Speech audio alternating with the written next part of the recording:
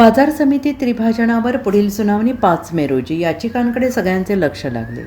सांगली कृषी उत्पन्न बाजार समितीच्या त्रिभाजनासंदर्भातील मुद्द्यावर कोल्हापूर येथे मंगळवारी सुनावणी झाली. पुढील सुनावणी मंगळवारी दिनांक 5 मे रोजी होणार असल्याची माहिती बाजार समितीच्या सूत्रांनी दिली आहे. प्रशासकीय यंत्रणेचा त्रिभाजनाचा निर्णय, त्यांच्या विरोधात दाखल झालेल्या 3 याचिका आणि काही व्यापाऱ्यांनी समर्थनार्थ दाखल केलेल्या याचिकांकडे सगळ्यांचे लक्ष लागून राहिले. मुंबई उच्च न्यायालयाच्या कोल्हापूर सर्किट बेंचमध्ये यापूर्वीची सुनावणी शासनाने बाजू मांडण्यासाठी वेळ मागितल्यामुळे पुढे ढकलण्यात आली. यामुळे मंगळवारच्या सुनावणीकडे सगळ्यांचे लक्ष लागून राहिले होते. या सुनावणीतही राज्य शासनाने पुन्हा वाढीव मुदत मागितल्याचे सांगण्यात आले आहे आणि यामुळे पुढील सुनावणी 5 मे रोजी आहे. ती सुनावणी निर्णायक ठरण्याची शक्यता व्यक्त होते आहे. सांगली मिरज समितीचे कार्यक्षेत्र मिरज, जत आणि कवठे महांकाळ या 3 तालुक्यांमध्ये आहे.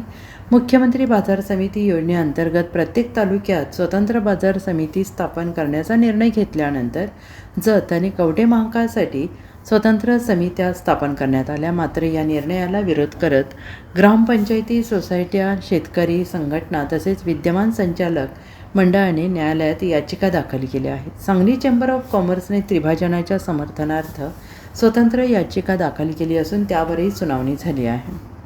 Bureau report, SBN Marathi, Sangli.